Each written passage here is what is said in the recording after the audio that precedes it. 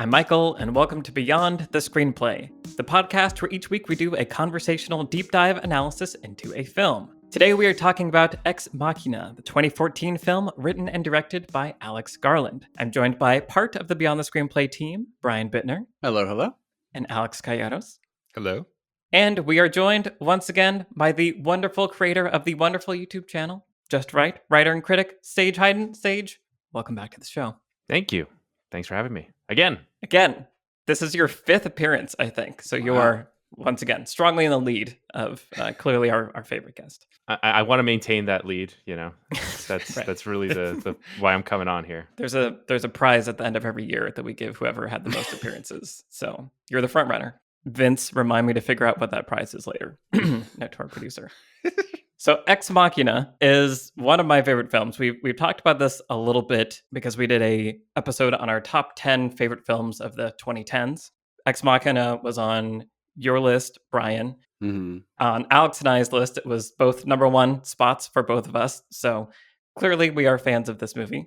And it was really fun. It's one of the earlier videos that I made a video for on lessons from the screenplay. I remember that was around the time that I started to feel comfortable with the channel. Like it was the last video I made in 2016, which was the year that it started. It lives in my brain as okay, around then I started to feel like I knew what I was doing. So I have kind of fond memories of that. And like the little graphic that I made at the beginning of like, there's an image of like a frame flying by like it's on a projector. And I was really proud of my After Effects work. But anyway, so all that to say, lots of Ex Machina love from me, and that has been explored a lot. But Sage, I want to hear from you. What are your thoughts on this movie? What was your first experience with it? Absolutely adore the movie. I think it's such a creepy film. It's unnerving, and it's a movie that is very good at putting you in the headspace of one character for its entire run. And then the minute it's over, you see it from a completely different perspective, and you have to like question like every single thing that you thought you knew about it. So yeah, huge fan of the film, and then huge fan of the director as well, who also did Annihilation, which I'm sure is probably also on your list of top 10 movies of the decade. So yeah, fantastic. We did do a podcast episode about Annihilation. It's buried in it's a patron exclusive because it got a little heated. We have mixed feelings about it. Yeah. I really enjoy a lot about Annihilation, but I also think it's an imperfect movie. That gets explored on that episode. What an ending, though. What an ending. Just like this movie.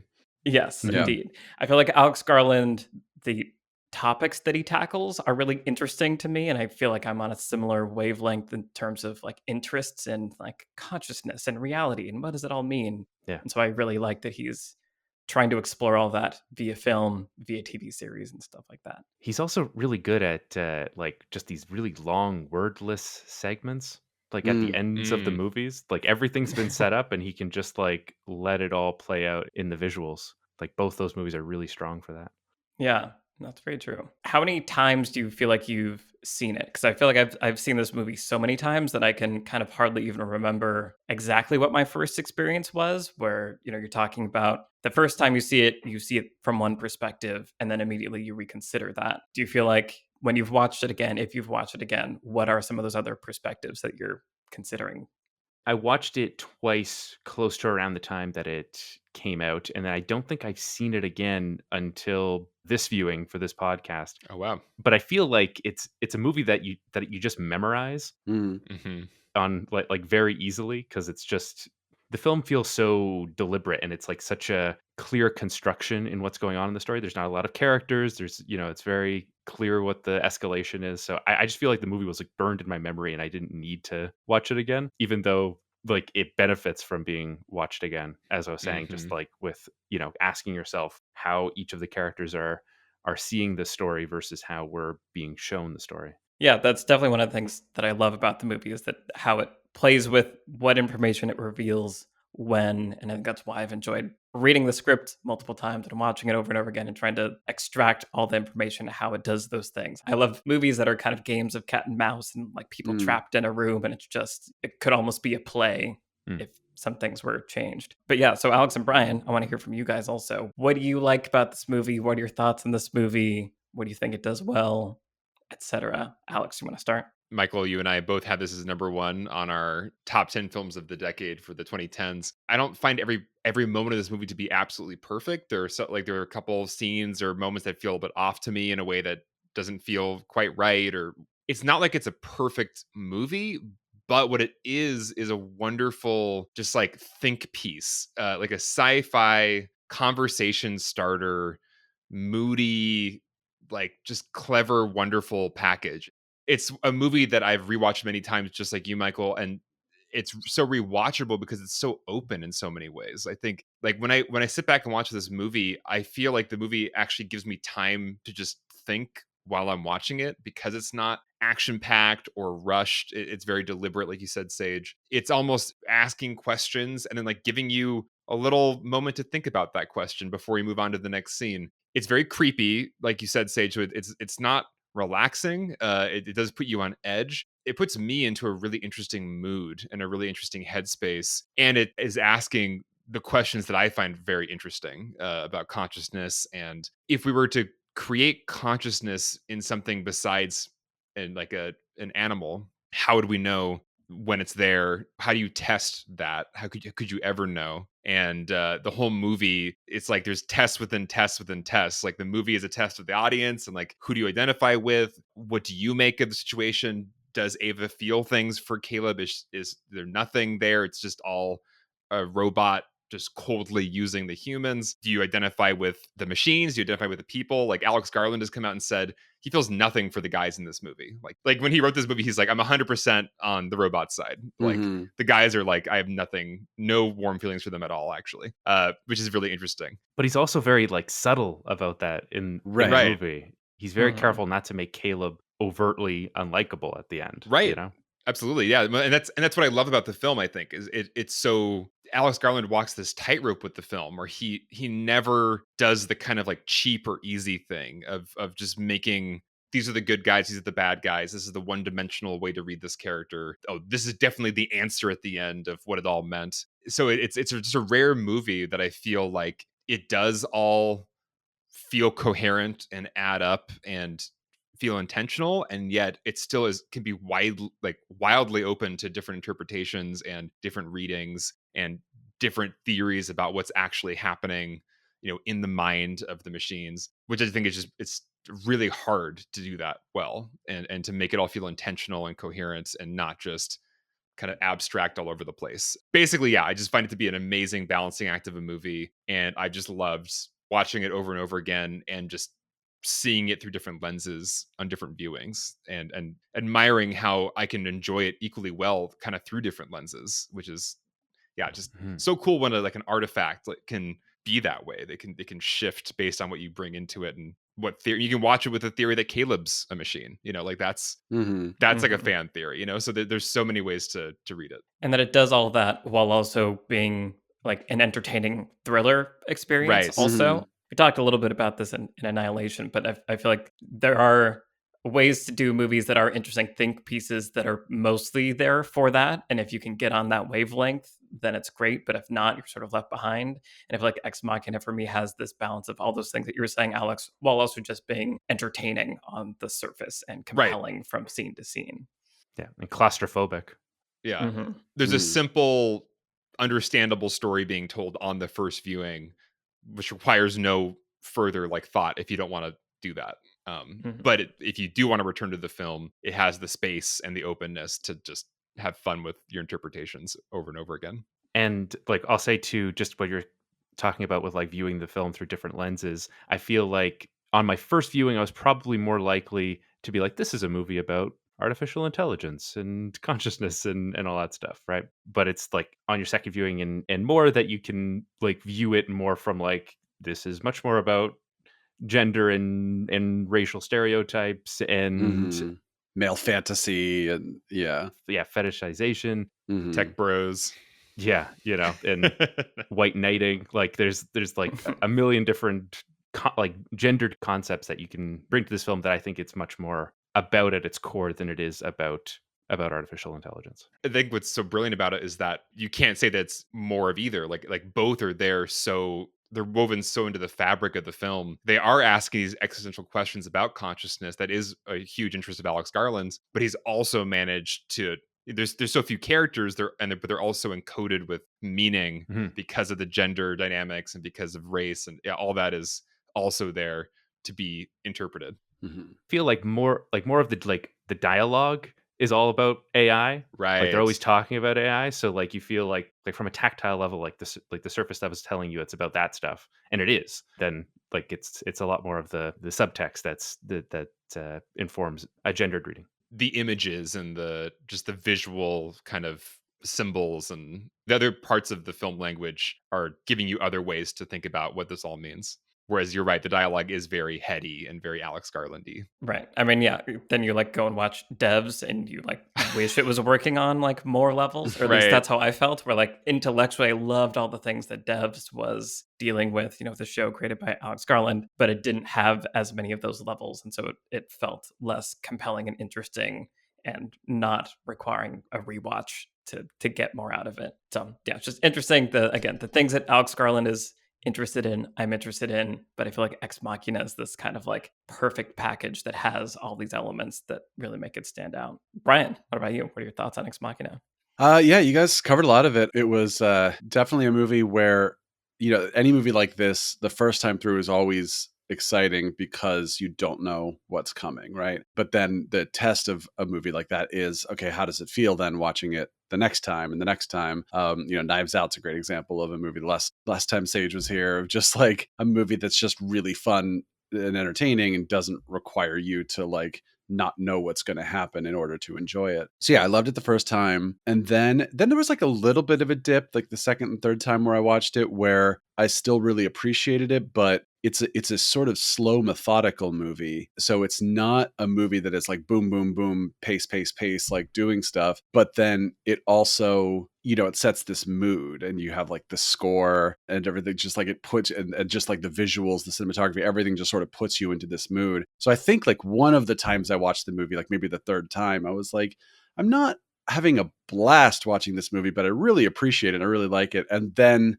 it sort of like clicked where now I know exactly what I'm getting into every time I watch it. So now I can just sort of be like, okay, it's not going to be a super exciting movie where things are like happening every 2 seconds. I am just going to sort of go into this like dreamlike mood for 2 hours and really appreciate the experience. And again, the dip was like, it went from a 9.5 to a 9.2 or something like, and then so now I can just watch it and really appreciate it, and like you guys were saying, like really start unpacking it and thinking about what it's really talking about in the subtext and beneath the surface, and that it's not just a movie. It's sort of the interesting thing about Alex Garland is he does this high concept stuff where, I've said this before, 28 Days Later, I was like, oh, it's a monster movie, and then halfway through the movie I'm like, oh no, it's a movie about people and like what people are willing to do or what people will do when they're given power and that kind of thing. And then Sunshine, I was like, ooh, this is going to be a cool like character study about what people are like and there's like, no, it's just a monster movie. So there's always this like, he's sort of doing this thing where it's like there's the external thing and then the thing that it's really about, and I'm not always 100% on board with how he weaves those two things together, but I think Ex Machina is a really good example of that being done really well, where the external thing is also speaking to the internal thing, and the way that they work together and allow it to be open for interpretation. Like it all just sort of works really, really cleanly. Yeah, I remember sitting in the theater and also, thinking about this being Alex Garland's first directing role. Right. And just being wowed by the direction. And, we keep talking about the mood that it puts you in. So much of the filmmaking is obviously doing that. So the score, which has been mentioned, the production design, I feel like is such a big character in this movie, of just like the place that Nathan lives and how the rock comes into his, it's kind of mixing the organic with the clean aesthetic and the recessed lighting.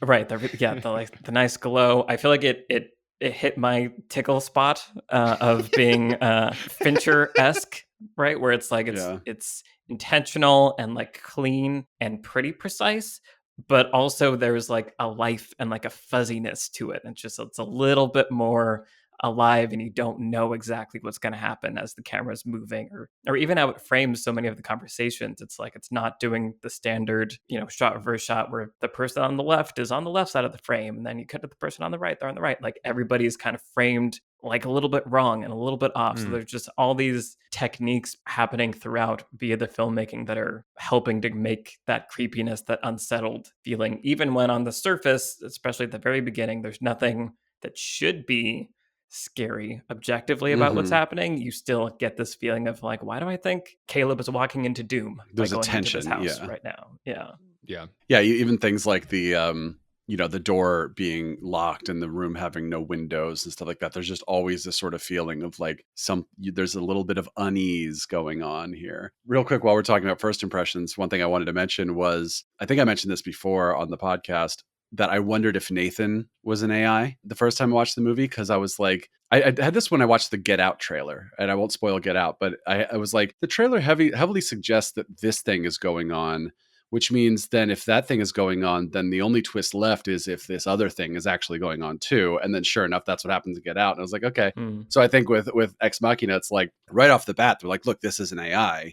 Period. Like there's nothing behind being hidden from you there. So then I was like, there's this guy who's like, I'm so drunk and I work out and like, dude, So I was like, that would be like the fun thing, is if we have this AI who talks like an AI and hello, how are you? And then we have the other AI who just is like as human as could possibly be. So that was a fun little, like, I was like trying to find the thing behind the thing, and turns out the thing behind the thing was something else, which we will get into. It sounds like Michael's trying to outsmart Knives Out. Right, exactly. Right. Like, there's got to be something else going on here. Well, because also the first thing Nathan says is like, oh, I can't eat because I'm hungover. And I was like, he doesn't want to eat or he can't eat. That's hilarious. On the topic of the environment and the setting, I love the introduction to Nathan's compound, whatever that is, where is this lingering shot on essentially looks like Hal from 2001: A Space Odyssey, where he puts his key card to the door, it's blue, and then the door slowly closes across Caleb's silhouette and then turns red, like literally just Hal from 2001, which I think is a wonderful nod. Right. Immediately, like the visuals are saying he just walked into a trap and now he's trapped in here. Yeah. Which I think is it's great. Like as an audience, when you're told like this is how the door locks, like you know that it's going to be a problem later, right? So right. You just that's you're putting a little gun on the mantelpiece, right? Right. Very efficient moment there. I feel like one of the things I like about Ex Machina is, like you're saying, Sage, it puts these little guns on the mantelpiece, but it does it so early. And while I'm really interested in other stuff, that it doesn't jump out at me the same as it does in some other movies, where it's like, I get, this door's closing and it's ominous, but I don't know why. Like I don't have in this moment a reason to imagine why this is going to be bad. So I feel like they managed to front load a lot of that or hide it, while I'm more interested in the curiosity of what is he doing here and what is going on. And that's one of the things I talk about in the videos, that, in the script, when Caleb is talking to the pilot on the way there's a lot more exposition about like Caleb and the pilot talking about, this is Nathan and he runs this company and I won a contest and I'm going to come here and I'm going to spend a week with him and we're going to do the da-da-da. That's fascinating from like an editing perspective, because there's like nothing in that conversation and it's totally unnecessary. Right. It's literally just the last two lines of that scene make it into it. And kind of throughout the movie, I think this is a really fun movie for people that like to study screenwriting and filmmaking, to watch the movie while reading the screenplay, because there are little edits that make things either more clear or slightly more ambiguous. So like one of the things that Ava says at one point is when Caleb's asking her, you've never been outside of this room. She has a line that's like, well, I think I was created in another room and it's kind of like the womb, like the relationship you must have with like the womb and blah, blah, blah. And it's like, oh, okay, I didn't need that in the movie. Like, I'm glad that's gone. And so there's little things like that, or questions that are answered in the script. Like when Ava asks, I want to be with you. Do you want to be with me, Caleb? The movie just cuts, so we don't get to see his reaction. And then there's also like some rearranging. And I think one of the biggest rearranging things that happened was in the screenplay, the scene where Nathan takes Caleb into his lab and is like, this is how I made Ava. Like, here's her brain, and this is like all the mechanics, and really showing off, how robotic she is. That in the script happens a few scenes earlier than it does in the movie. And I think that's a really interesting rearrangement, because the way I read into that anyway is that the purpose of that scene is to kind of remind Caleb that Ava is a robot. And there's even a line in that scene that got cut, which Nathan basically spells that out. Like, I brought you here to remind you she is just a gray box, like just hydraulics and blah, blah, blah, which is part of the mind games that Nathan is constantly doing with Caleb. But I think by moving it later in the movie, it's almost challenging Caleb and the audience even more, because now Caleb is even more attached to Ava. And so it's like an even bigger challenge of like, yes, you're like kind of falling for her, and now I'm going to give you a tour of how she's not a real person, as like a greater test of that. So I just thought that was really interesting. Right. And I think it's also moved like right to the beginning of Act 2, where I think the act break, if I have identified it correctly, is Ava, like the power going out and her saying, don't trust him, like don't trust anything he says. And then it's like, here's how I made this robot who you should not have any feelings towards, so now you're suddenly like, okay, this is weird. And something I had noticed, my girlfriend actually pointed out to me with the line you were talking about, Michael, of, oh, you've never been outside. The way that that's communicated to the audience is he sees the picture of a window with trees in it and these huge, heavy black frames on the side. So you're seeing the walls of the house. It's not just you're seeing the tree, you're seeing the tree within these walls, basically. And then it's not even until a later shot in the background of the wide, basically, where it's like you see that is in the corner of her room kind of thing. So it's one of those things that just really, the more you watch the movie, the more you realize things that are being subtextual or being communicated to the audience in a way where you don't quite get the entire thing at the first time through, but then when you watch it again, you're like, oh yeah, there's that little clue there and there's that little thing there. And that's always just fun to rewatch movies like that. Yeah. Sage, I'm kind of curious for you, because for me, I know that my experience is I start off the movie kind of on team Caleb and with him, and I'm like, Nathan's a dick. Like, you got this, Caleb, it'll be okay. Mhm. And then around the middle of the movie, I kind of disassociate from Caleb, and kind of by the end, I find myself on team robot personally, which maybe says a lot about me and my relationship with humanity. Yeah. But I'm curious, for you, Sage, is there a changing of allegiances, or what's your experience like as the movie plays out? Yeah, I think this is like the most clever trick in the movie, is to give you like the milquetoast white man main character. He could be Frodo Baggins, he could be Right.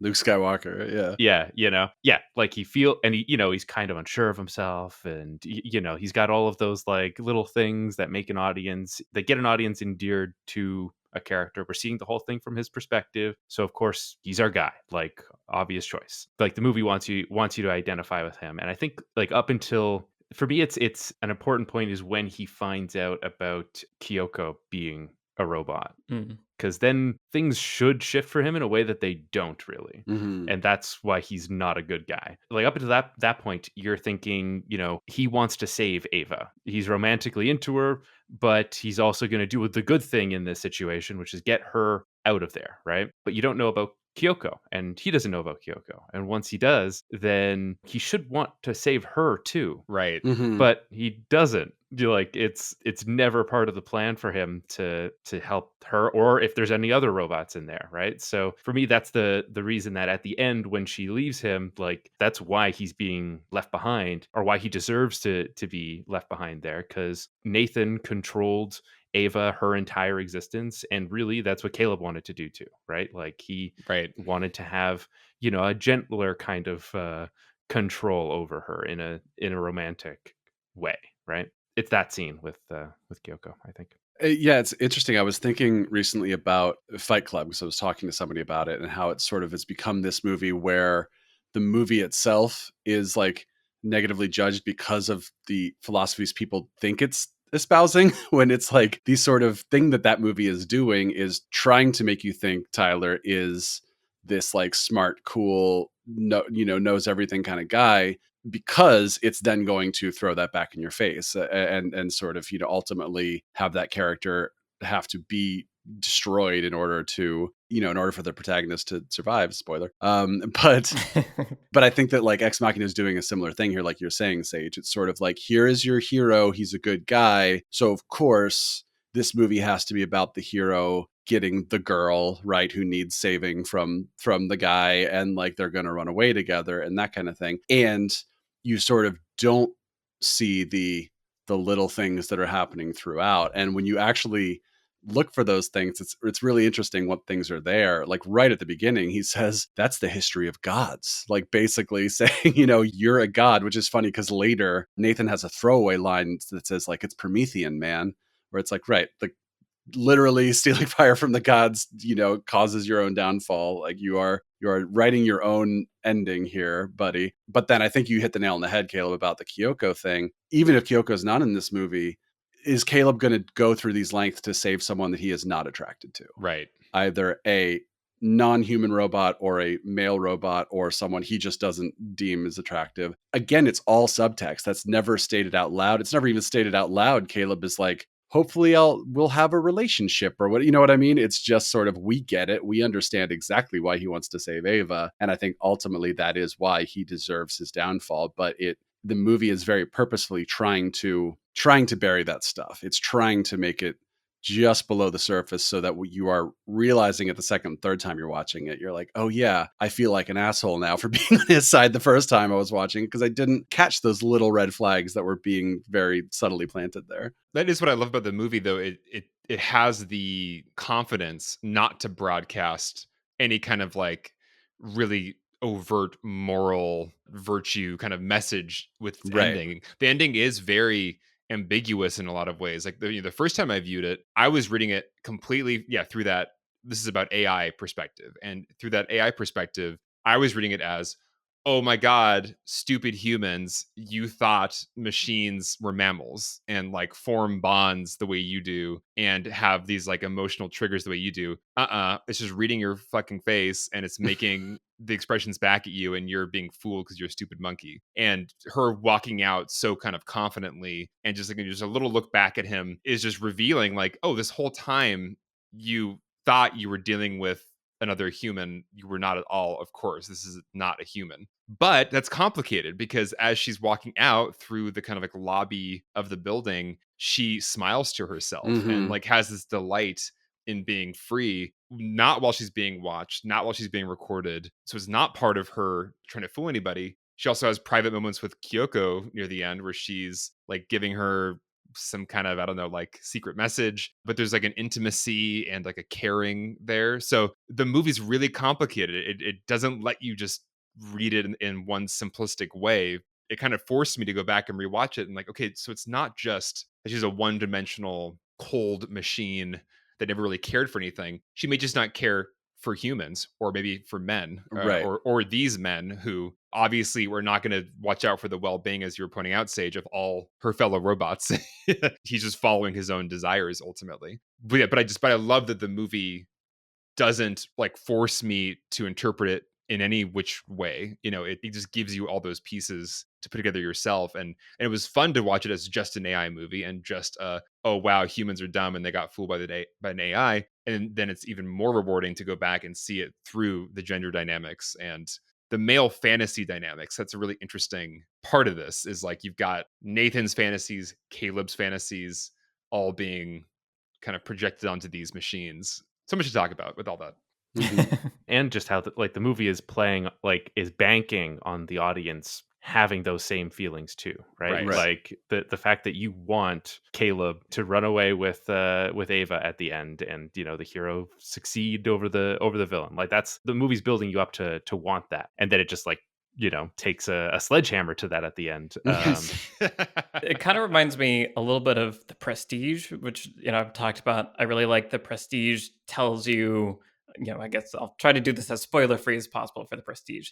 Tells you it's doing a magic trick and then pulls off the magic trick, or that was my experience of it, as like being told as audience there's a magic trick happening and it's still working on me. I do kind of remember that being my first experience with Ex Machina, is being weary for Caleb and be like, I don't know that you should be trusting this robot, but like I'm kind of in love with this robot too, and like kind of falling in love because the movie is using all these things and trading on all the things is going to activate the biology of at least the straight male viewers and stuff like that. And the performances are great, and I want to talk about that. But I think that's why the ending, why I also love it so much, is because it was very unsettling, almost this realization of, yeah, I probably would have ended up dead also somehow. Like, Right. these robots would have been able to manipulate me because this movie just did in 2 hours. Right. And I think that is, I like the meta aspect of it that's happening on top of everything else like we're talking about.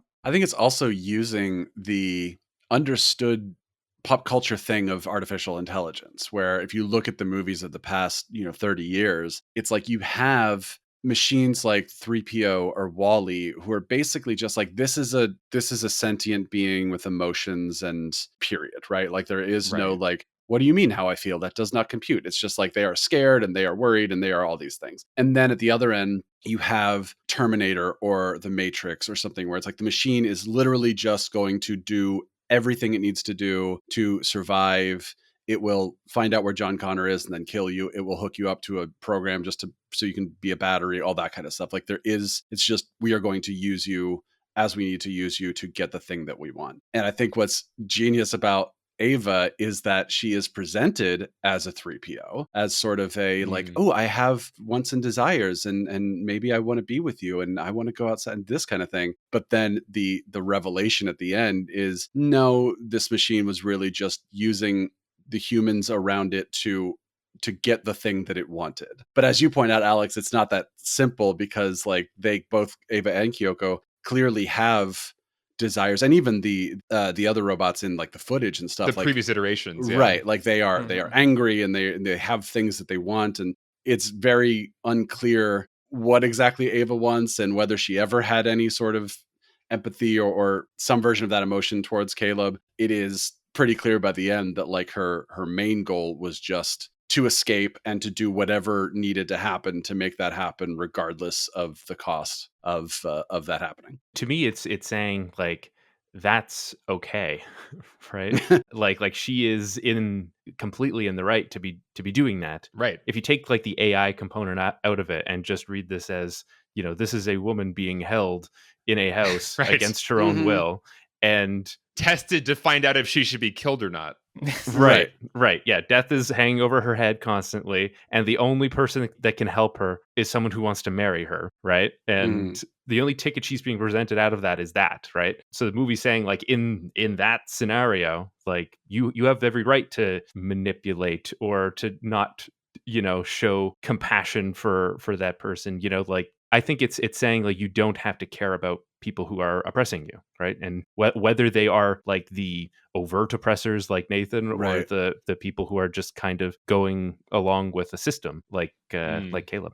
Yeah, I actually was thinking about Promising Young Woman the last time I watched the Ex Machina, because it's like it's sort of set up to be like, well, here are the clear bad guys, and then the movie is like, but also the people who are okay with what they're doing are also the bad guys, and you need to be paying attention to that too in life. The complexity of all of that, again, is something I really like, where, this time I was watching it and trying to keep in mind, like you were saying, Alex, like once Ava is free, she is happy. She does have these emotions. The moment that she shares with Kyoko does seem to be empathy. Like when she first sees Kyoko, she's curious about her in a way that is different than when she was, curious about Caleb. It feels to me, it does seem like the movie is saying there is empathy and caring and an internal life happening here. And so I was kind of curious, is there a moment that I could find where Ava decides she's going to manipulate Caleb and leave him behind? Or is that there from the word go? And I think each time I watch it, I come up with a different conclusion. If there's a change, it might be during the kind of sequence where Caleb is talking about Mary in the black and white room story. Where he's, kind of the point, that last line of the story is sort of like the AI is Mary in the black and white room. The human is Mary when she walks out. And that's obviously visually a thing that's happening in the movie, is like Ava's walking out of the box and walking into nature and being free. And so like, is that symbolizing her becoming human? But if like the look on Ava's face is really fascinating during that whole scene, where it's like she's clearly like really deeply processing, or at least trying to signal that she's deeply processing all these things. And I could see there being room in that of like, if Caleb is, this is a way to manipulate Caleb, but also is this is maybe a thing that humans are aware of, and yet they do these things, and so maybe this person is not worth saving. I don't know. That felt like a turning point for me with her character. That scene always strikes me as well, because there is something on her face where she just seems like kind of disturbed by the story. And I think in some ways the story is almost, it's like a fable asserting human supremacy. Mm-hmm. Because it's so definitive. It's like, no, like AI is the black and white room. It wasn't a story about how like AI can learn how to see color, or like how AI could eventually see color one day. It's just AI is a black and white box, and it will never be human. That is plausible to me as a turning point for her of, okay, Caleb actually doesn't really believe I'm real either. He wants a robot wife, but he's not necessarily in this because he sees my humanity or my kind of fullness as a consciousness. Right. Because he just compared me to a box and said I was not going to be able to see color ever, maybe. Yeah. No, I think you sold me. I guess the real question is, do we think Ava has compassion at all? Because if not, then there's no reason for her to ever even consider having Caleb be free at the end, right? Like, if it's literally just about what she wants, then it's like, there would be no turning point from, oh, I'm going to escape, but I'm going to take you with me, versus I'm going to escape and I don't care if you're alive or dead. That raises the entire question of who is Ava at all, which obviously this is unanswerable because the movie purposefully doesn't really tell you that. But it's like, just saying that there's a turning point in her decision suggests that there is a humanity like there in the first place, which again, the movie does show you by her clearly having some sort of emotional reaction to things. So the real Turing test was on Caleb. It's on us. Well, I was saying it's on the audience too. Like I think you can apply it to like every character. The real Turing test was right.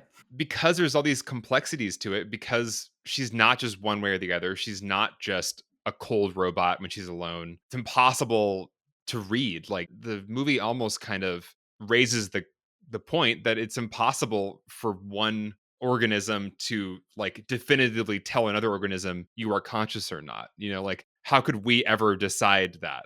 Mm-hmm. I have no proof that any of you are conscious. So like, you guys could just all be robots sent. I mean, I'm barely passing anyway. Right. Or brains in a jar.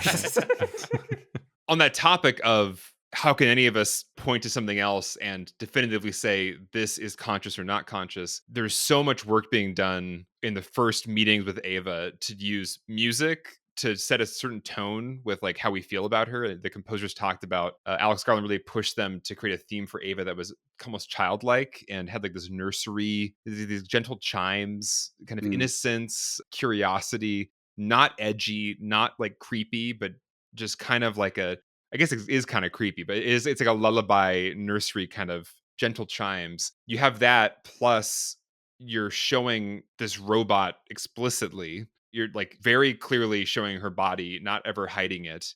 And yet, like, something about the design of the visual effects, the design of the costume, visual effects components, and then Alicia Vikander's performance all adds up to this like magical combo where I've never watched this movie and had there be like a split where it's like, oh, in this first scene, I was just noticing how she's a robot. But then like as the movie went on, I started to feel like she was a person and like became more like a person. Somehow from the very first scene, it's all at once. Yes, I can see she's a robot, but she's like undeniably like a person right away. Mm-hmm. And I think Alex Garland was very conscious of trying to make that happen, where it's like, we're not going to give you creepy robot music when her robot figure steps into like a silhouette frame. It's going to be this gentle, curious, childlike innocence music. And the fact that the face, I love the design of her face, where it's like this, it's skin on top of the mesh, but it's like a perfect human face. It's all just really brilliant. It's like the parts they chose to make robot and not robot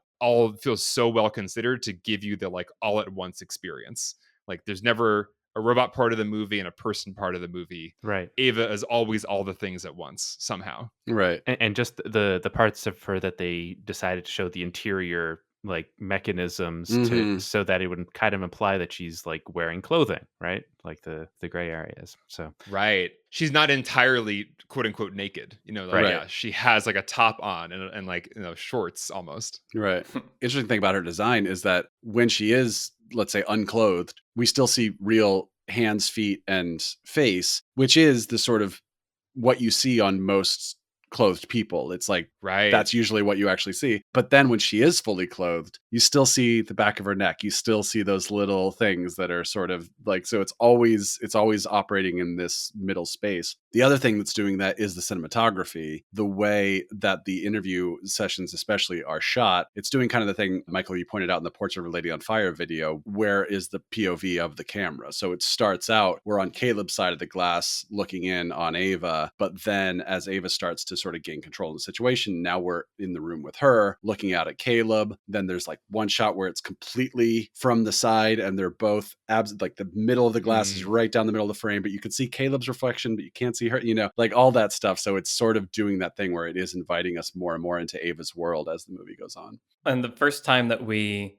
are in the room kind of alone, quote unquote, with Ava is when she's kind of getting dressed up to show Caleb. I just clocked that was the first time where with Ava, the camera's very close to her and it's kind of like a private moment or the most private moment that we've seen with her, where we're watching her do something where, in theory, Caleb's not supposed to be looking, but even if he is, we're not seeing her from his perspective, Right. or like with her. Yeah, it's something that Trisha's pointed out before, is like you can't show the bad guy being bad by himself, right? Where it's like he's in a room like acting the way that he normally acts, because if you later reveal he's this person instead, it's like, well, then why did we see him? But I think that scene is our first glimpse of Ava not performing, that she genuinely is feeling this fabric and deciding which thing to wear. And again, it's showing us that like there is more to this character, even by the end of the movie, where we're like, oh, she was actually just doing this. It's like, no, but there is part of her that is just genuinely like, I'm really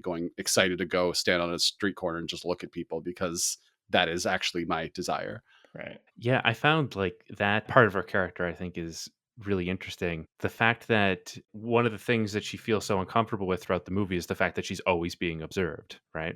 And just what you're talking about, that like there's those few segments where like, she's off, maybe when she's putting the clothing on, maybe she's not being seen there. So like the fact that like her main desire is to be the observer, right? Like in the traffic intersection, just going back to like what we were saying about like, is she human? Does she have compassion? The people who she knows to be human are the ones who can see other people, right? So like the fact that she defines that as like that's what she wants, kind of like to me hints that like she wants to be human. She wants to do the thing that she's seen humans have the ability to do. Yeah. And it's also interesting, just as more evidence of like Caleb is a dick. Like I've always been bothered by, she asks him to close his eyes and then he doesn't do it. He just like immediately opens it and keeps watching. It's like, give a robot some privacy, I mean, it shows how he's not going to believe she's really worthy of, that kind of respect yet. Like she's not proven herself to him as like an actual, like, human being that you would close your eyes if she asked you to, because she's still kind of an object. She's still not something that you need to listen to because you're here to watch her. But that scene is really interesting where she's getting dressed. That always actually bumped for me, probably because it disrupted my like first reading of the movie, which is, aha, I love it. She just used your human emotions against you.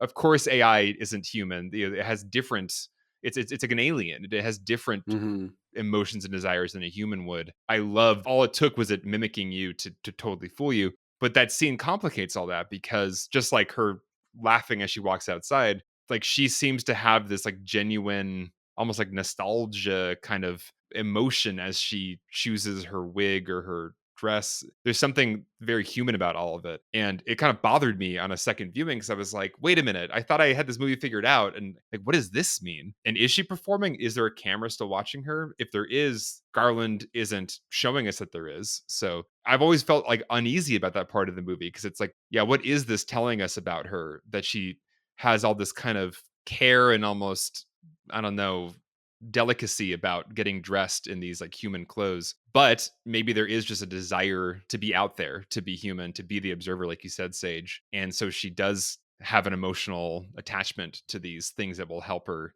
pass, I guess. Hmm. Mhm. Well, and it's weird because in the script there is a couple lines there that were cut where Ava says, it took me a long time to select these clothes. I tried different colors and styles and trying to anticipate your reaction. Do you think the choices suit me? Do they bring out my best features? Hmm. In the script, it is played more for like, this is part of my seduction of you. Yeah. And so it's Yeah. interesting that, removing that does kind of then give Ava maybe a little bit more of that, her own inner life, inner world. Did she choose these clothes for her? So yeah, it's just interesting. She even has like a mood board. She's like a mood board with Right. like the Different haircut she hairstyles. chooses. Uh-huh. There's an intersection on her mood board, Oh, is it? Mm. which is intersection. I didn't collect that. Yeah. While we're sort of talking about performances, first of all, Alicia Vikander's amazing. Yeah. All the performances in this movie have these tiny micro expressions that all the actors have that convey so much subtext and meaning and this kind of inner life that's happening beneath what they're saying on the surface. Obviously, she was trained as a dancer, and so the way she moves and like all of that like does so much to create the kind of magic that is Ava. I'm always blown away by Oscar Isaac's performance, Mhm. where Iconic. Yeah. it could have been just like a run of the mill, douchey bro from Silicon Valley, but I feel like there's so much happening in his head. And, he's a dick to Caleb, but even when he's a dick to Caleb, there are these moments where he just kind of like turns and looks off and feels like he's pondering like the weight of existence. A reading that I've heard that I think is interesting is like, does Nathan know deep down that this is going to end with his demise? Like, is that why he's Mm. drunk all the time and sealed Right. himself away from all of humanity, as he knows that like success will mean he will end and it's just a matter of when? What do you guys think about that? Sage, what do you make of Nathan? I mean, there's that whole monologue that they have when they're outside and it's like very windy and cold, and Mhm. he's talking about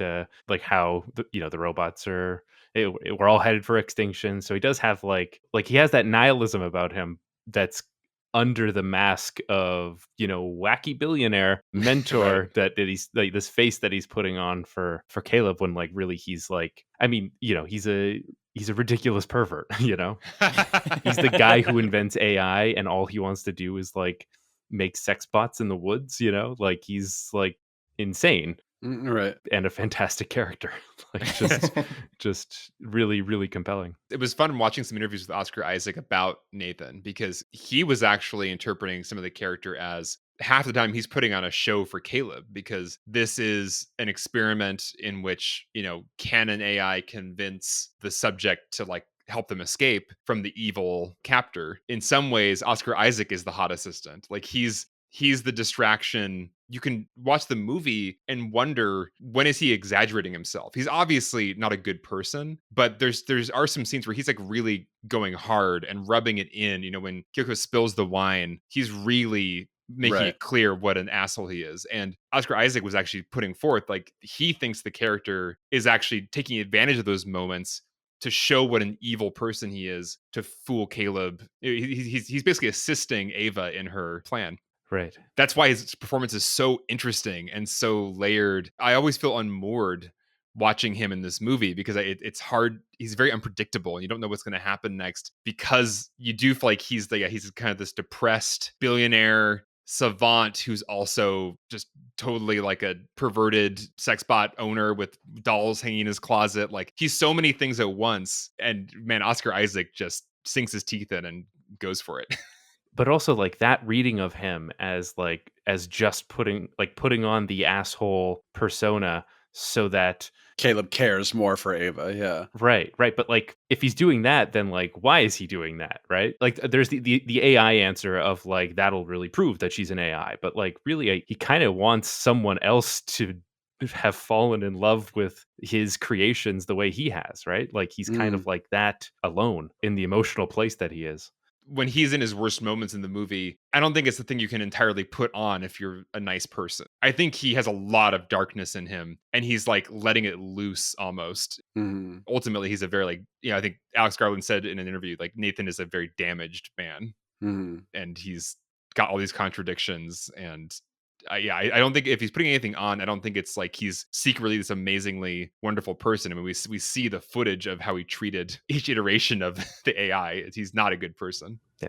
It's interesting thinking about the test also. That's a meta thing I have running in my brain is like, is this a very scientific good test? It feels like you're really influencing the test by, I mean, they bring up textually, like, the magician's hot assistant and blah, blah, blah. Clearly, as they essentially reveal, Ava was designed specifically to manipulate Caleb. So, Right. like, does that water down the test? But there are even these moments where, to your point, Sage, of, Nathan kind of wanting the validation from Caleb, where, the first time, How do you feel? Mhm. Yeah. right, like, I don't want an analytical answer. Just give me, like, how do you feel right now? And Caleb's like, she's amazing. And he's like, yes, that is a good answer. Like, give me more of those answers. Right. Right, because if you feel that way, then it's okay that I feel that way. Right. Right. Yeah.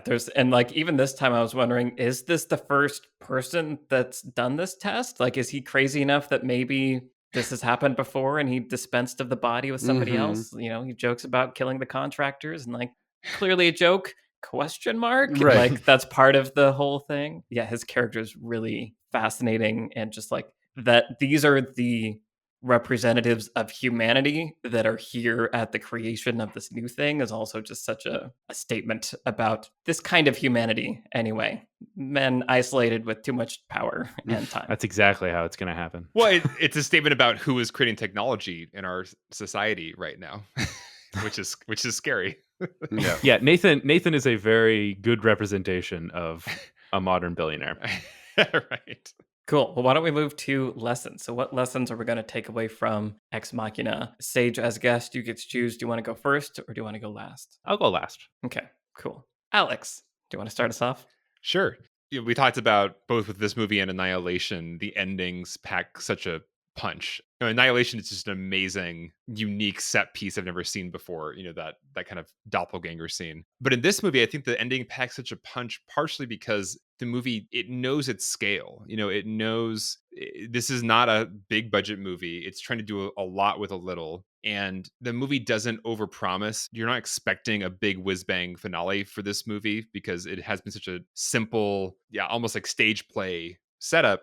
But because of that, you can really have this amazing impact with a very simple climax. There's that very simple scene just in a hallway where, like, it's the biggest deal in the world to see like the video footage of Ava in the hallway, Nathan seeing that, oh my God, like getting the dumbbell like bar, the way that finale plays out, the way every line has so much weight. When she asks, will you ever let me go? And he says, yes. And her face makes the expression that is lie. Right. And then she just like runs at him, starting off slow. And then like, just like a good like machine just like accelerates as she goes, very smooth in her operation. And then, when Kyoko comes over with a knife, it's a very like surgical, targeted, smooth stabbing. There's no human passion here. It's just a smooth, gentle stabbing. But all those moments have so much impact. I think it just is a great lesson in you don't need to go overboard with like some third act finale. I think there's a feeling sometimes where it's like, for me as a writer too, like I think, oh man, my third act's got to be big. It's got to like go way over the top and really pay off, this whole movie. And I think this film shows if you are paying off like all the dominoes that have been set up, the finale in its scale can be small and really impactful. Just very simple in its mechanics, but feeling absolutely explosive. So this is a good movie to study if you're doing a first feature or you're trying to figure out like a simple premise with a few people in rooms. Like, this is how to do it. It helps to have an amazing visual effects team to make your robot look that good. But besides that, it's a very simple, low budget movie. Yeah. Yeah. It's amazing that how good this movie looks for its budget. Like, I mean, the visual effects, we barely talked about them, but it's some of the best I've ever seen in a low budget sci-fi film. Yeah, I feel like it's the example of taking the right approach with visual effects and like knowing the scale and doing lots of planning to know exactly what you need to achieve and Yes. let the smart people figure out the smart right way to do it so that it will look good in the way you want it to look good. And it's very much not a like, we'll shoot some stuff and then we'll figure it out later. I just appreciate that aspect of it also. That's a very approached with intention and intelligence and an openness to collaboration, which is the thing that Alex Garland talks about also of like, I want to be, the dumbest person in the room and work with really smart people that know what they're doing. I think that shows for sure. And one thing they talked about as well in the behind the scenes is just how one of the reasons the visual effects feel so natural and just there is the way they're shot. It's like, Ava's body is oftentimes incidental. Like it's just like it's in the frame because there's a scene with a person talking to another person, but it's not like every shot of her body is like, whoa, look at how amazing the visual effect is. Here's like the money shot. Most of the time it's just incidental and we just get used to it. And it's just a good lesson thinking about visual effects. Sometimes when you're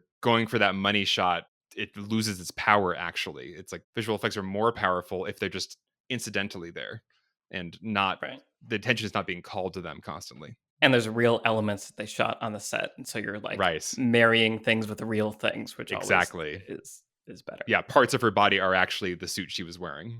It's not all visual effects. Yeah, cool. So 2 lessons there about writing and visual effects. Brian, what about you?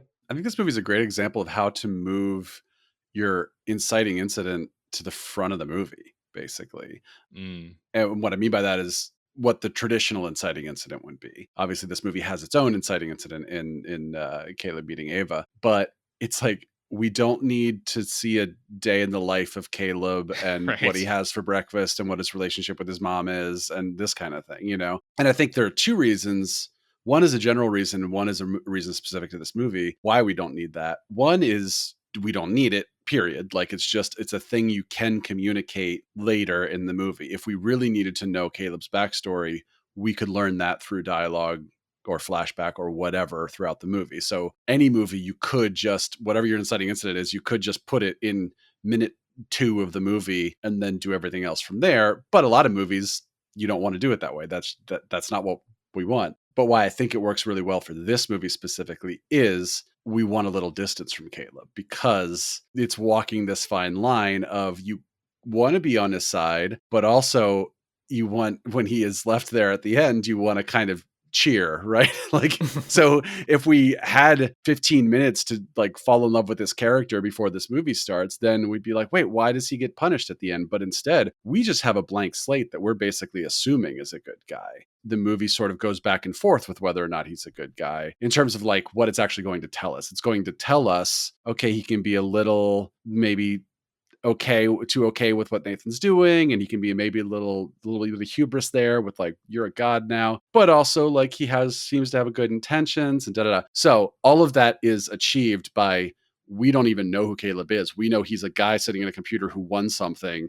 Now he's on a helicopter and wandering into this brand new place. Whereas most movies, again, we would spend time with Caleb first. That lets Caleb sort of be this blank slate for both Alex Garland and us as the audience to never be quite sure how we feel about him the first time through. Once you've seen the movie a couple times, then you can start to be like, no, he really just deserves to be left there at the end, as we've talked about. But the first time through, it's like you really want to walk that line of, am I on his side, am I not? And by just not really giving him, much backstory, the movie's able to pull that off. And also just like, who's the protagonist? It is nice. Of course. It's nice if we had that opening, like day in the life of Caleb, it would be really saying he's the protagonist. And it's just nice. It's nice to not have that. Right. You don't meet Ava till the midpoint or something like that, right? Like then it's an entirely different movie, but that's not what this movie is. Take the first 3 chapters of Save the Cat, just throw them in the garbage.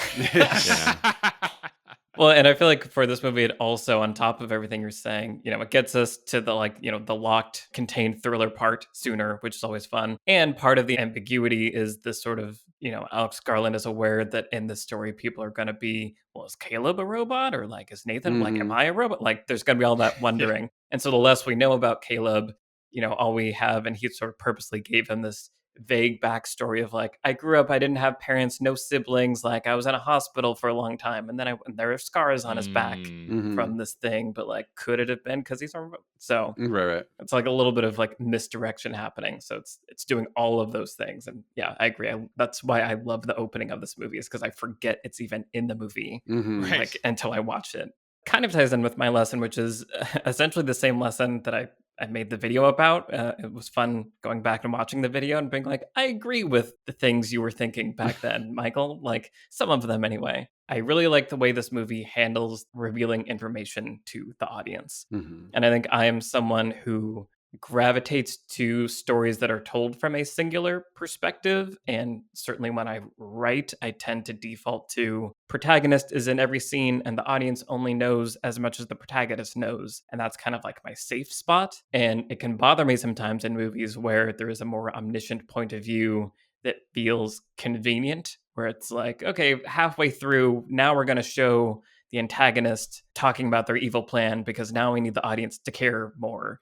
And sometimes that feels like cheating to me a little bit of like, oh, well, okay, so now you needed to come up with a new thing for us to care. So you had to change your mode of storytelling. I feel like this movie handles it in a really artful way, where it's Caleb as protagonist lets us go on the greatest arc of learning about what's going on, right? Because he starts as, maybe not protagonist, as central character. He starts knowing nothing, ends up knowing everything. But along the way, as he's kind of forming his opinions on other people, we're seeing flashes of moments with Nathan and Kyoko and with Ava, and it sort of is peppered throughout and then gets stronger and stronger as the narrative kind of does this magic trick of, for me anyway, making me be like, oh, I'm actually on like team Ava now. And it even, is doing the thing where it leaves Caleb entirely so that there's a reveal in the third act that, oh, well, Caleb actually hacked everything the night before, which the movie didn't show us, which again can sometimes annoy me. But for some reason in this movie, because there's enough of that omniscient point of view throughout, it doesn't feel like cheating in the same way. So that's also just a really fun 1-2 punch with the Nathan going, I've been watching you, and Caleb being like, well, I already did the thing. Right. It's fun to see Nathan get his like comeuppance or just like lose the power for the first time in the movie. Right. Is a very He's fun. always had the upper hand.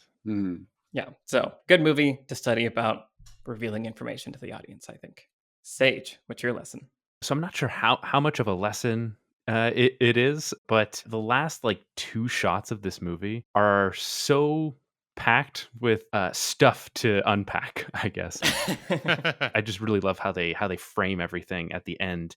So I guess like the lesson could be about like some of the philosophy in the movie that I think is like hinted at, but never like said explicitly. So like the whole idea with the box and the AI not seeing color, very evocative of Plato's allegory of the cave, right? Of, you grow up in a cave, you only see shadows on the wall. You don't really, there's a whole other reality that you don't know about, right? The second last shot of this movie is like when she's at like the intersection, but it's a shot that's upside down, right? So first of all, it's like, okay, world's turned upside down. We got an AI in the world, but also you're seeing people walking, but you can't actually really see the people. You just see like the shadows on the street. So I don't know how, like, if it's completely intentional, but for me, it's like they're doing like a Plato's cave thing right there at the end. Also, just like the shot after that, just the way they frame Ava at the end, like you see her, but there's no like wide of the intersection, right? And I think it goes back to the idea of like the observer and the observed. Like you're seeing her see other people, you're not seeing the other people. Like they're all like out of focus and blurry, but you see her there. As far as a lesson goes, it's like this movie does a really good job of like setting up all of its stuff in a really subtle way, like just in conversation, and it's never like called out or spotlighted too much, and then it just allows the ending to play out wordlessly so that the payoffs are hitting like just in the visuals. Yeah, I love the way those 2 shots are shot, and that it's the really bad version would be like you start on her face and then you like pull back and it's a wide and you see exactly like what street she's on, and it's like, and she's in New York and she's in the big city. She's in Times Square. Like that's right. How to not do it if you want people to think about the deeper meanings and what this represents and stay in that kind of mood space. So right. why don't we go around and say what we've been watching recently? Alex, What have you been watching recently?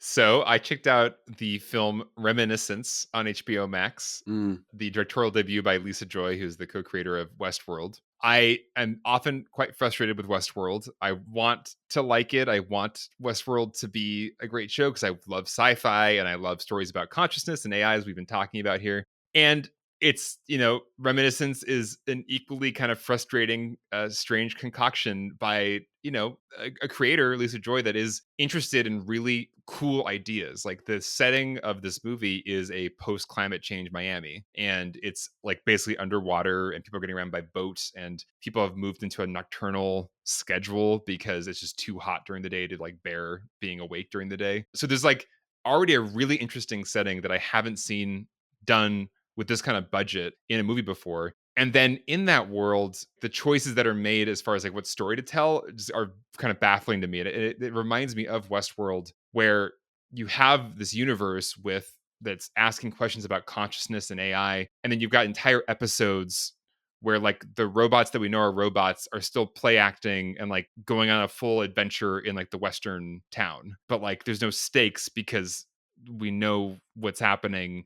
Anyway, so similarly, in this amazingly cool, well-rendered post-climate change sci-fi world, we've got Hugh Jackman and Rebecca Ferguson like basically being like incredibly generic, like femme fatale and hard-boiled detective characters. Like she's actually literally like a sultry nightclub singer who's maybe like conning him, and he's like grizzled, hard-boiled detective with lots of grizzled voiceover, obsessed with the woman. And like that's what you did with like this setting and time. So like it was a very frustrating movie, just like I feel frustrated with Westworld a lot, which is, I don't know if there's something in that mix and match approach that other people find interesting. I am just ready for a really good sci-fi movie about a post-climate change world, that isn't also a like out of place neo-noir. Just like a really cool movie about what it's like in that world without this kind of heightened goofiness almost. So Reminiscence, very interesting artifact to check out on HBO Max. Very cool rendering of a science fiction universe. But yeah, just like Westworld, I'm a bit confused as to why this approach was taken, and wish I want my post climate change movies. Let's do it and make them like about what it's going to be like then. Yeah. That'd be really cool. Reminiscence on HBO Max, very interesting if you want to check it out. I'm glad you brought it up because I wanted to see it, but I didn't know it was out yet. So Yeah. I'm actually kind of curious now because part of me does want just like them as noir characters in a crazy Right. setting. I didn't not like enjoy watching that. Like it Yeah. was fun to watch Rebecca Ferguson be a sultry nightclub lounge singer. Like why not? Yeah. she should be in more movies. She Yeah, should just be in true. more movies. And also the poster, I'm going to add that to the poster. I didn't not enjoy it. Alex Kairos. Brian, what have you been watching? Something I did enjoy is Mythic Quest on Apple TV Plus, Mm-hmm. which is the show about a video game company behind this massive online role-playing game. So it's sort of like Silicon Valley, but it's funny because I mentioned Apple TV with Ted Lasso being the sort of like R-rated feel-good, where HBO is the R-rated feel-bad. Mm-hmm. And it's like Silicon Valley, everyone just like is miserable at the end of every episode. And Mythic Quest is a lot more like there's hope and there's emotions that people have. It's by the creators of It's Always Sunny in Philadelphia, and it can have that similar chaotic energy, but then it does come back and actually feel emotionally grounded, where you actually care about the characters. I would say like Parks and Rec is maybe a really close analog in terms of like, oh, it's zany and it's kooky, but they're real people and I care about them. And so yeah, it stars Rob McElhenney, who co-created the show and is from It's Always Sunny. And then Charlotte Nickdow, I'm not sure if that's how you pronounce her last name. She's the other lead, who you wouldn't know her from anything else, but she is hilarious and amazing, and I can't wait to see her in 1,000 more things. But then the rest of the cast is Ashley Birch, who is our favorite voice actor as Aloy in Horizon Zero Dawn and Parvati in The Outer Worlds and so many other things, and she is awesome on the show. Craig Mazin, the writer, plays a character on the show, as well as writing and producing the show. Oh, wow. Danny Pudi of Community fame almost plays like a dark inversion of Abed. F. Murray Abraham, who I haven't seen in like 20 years. I guess he was on like Homeland and stuff, but he's in so many things. Salieri from Amadeus and he's like Scarface, all these things. And he plays this like totally insane old man who's hilarious. Krista Milioti and Jake Johnson show up for an episode that they are the main characters of, and the regular cast isn't even in the episode, which is a really ballsy move. It's really a show that makes you care about it and then does things where you're like, oh, wow, I wasn't expecting that. And that took guts. And I'm really happy that you did that. And then also has the best quarantine episode I've seen from any show that has tried to try to sort of like actually do that, like a distanced episode and stuff. I won't spoil it, but it was fantastic. And the second season is done. And they haven't announced a third season yet. So please, everybody go watch it on Apple TV Plus so that they get the message that we want more Mythic Quest. That's cool to hear all that, because that was one that I was like, I think that looks interesting, but I don't know anything about it. And now I do, and now I'm interested. Parks and Rec is a very high, that's a great selling point for me. Nice. I will say the first episode had more of the It's Always Sunny energy. And I was like, okay, this is going to be maybe not quite for me, but I'm going to be happy watching it. But then it was like episode 2 or 3 where I was like, oh, okay, you actually are going to make me care about these characters and that kind of thing. So give it at least 2 episodes because it takes like a little second to kind of get past all the this is what this world is like stuff. I watched The Suicide Squad finally. I really enjoyed it. So like, I remember seeing the first Suicide Squad at like 1:00 in the afternoon on like a Tuesday. I think I had a free ticket at ArcLight, and I was like, I'm going to do this with my time. I'm just going to go in the afternoon and watch this thing that everyone says is the worst movie ever made. And I ended up kind of enjoying it because my expectations were really low. With the sequel, there was a lot made about it, and like James Gunn coming in to take over and write direct. So I was curious, maybe not excited, but curious. Saw the trailer. The trailer felt a little underwhelming, and like maybe the humor was aiming for a younger audience and younger maturity level, perhaps.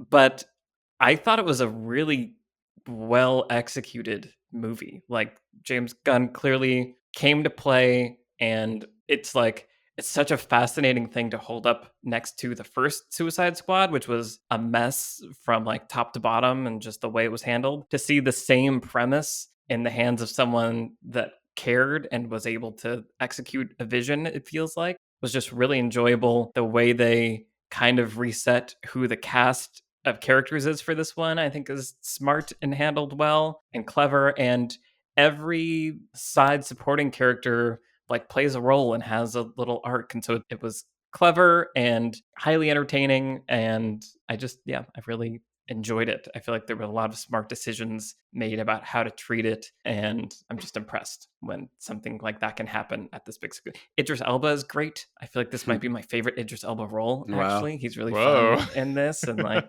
the dynamics between him and Margot Robbie. Yeah, just feel like everyone came to play and really brought it, and it was very enjoyable. So nice. The Suicide Squad on HBO I agree. Max. I agree. Excellent. It is a good movie. I gotta see it, I guess.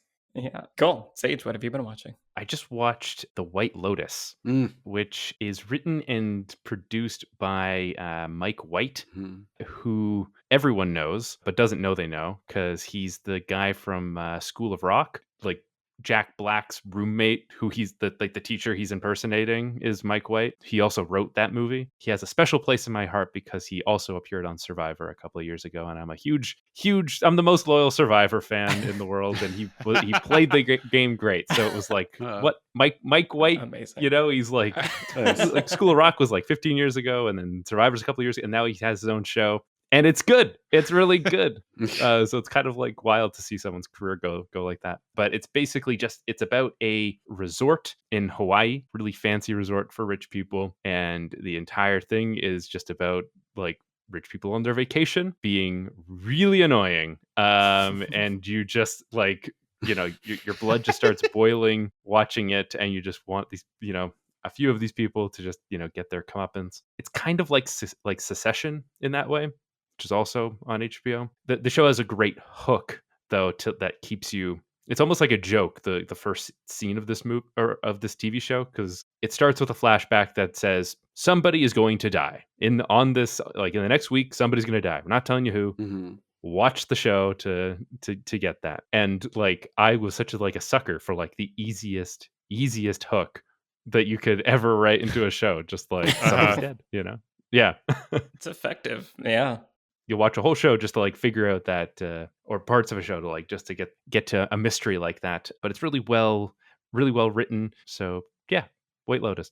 Also School of Rock. I feel like that's like a mini lesson in and of itself almost, is like just at the start of your movie, just put someone is going to die. And like probably people will, like that's essentially what the mood and like creepiness of Ex Machina is kind of doing, is like something bad's going to happen. Yeah, Keep paying attention.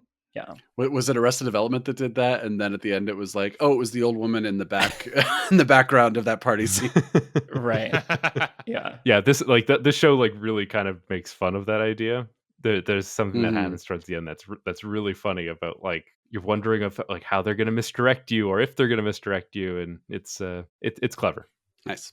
Awesome. All right. Well, this has been our conversation about Ex Machina. Sage, as always, thank you so much for joining us. It's always a pleasure to have you. Yeah, thank you for having me. Absolutely. Check out Sage's channel, Just Right. The link will be in the show notes, of course. If you haven't already, I don't know what you're doing, but like, right.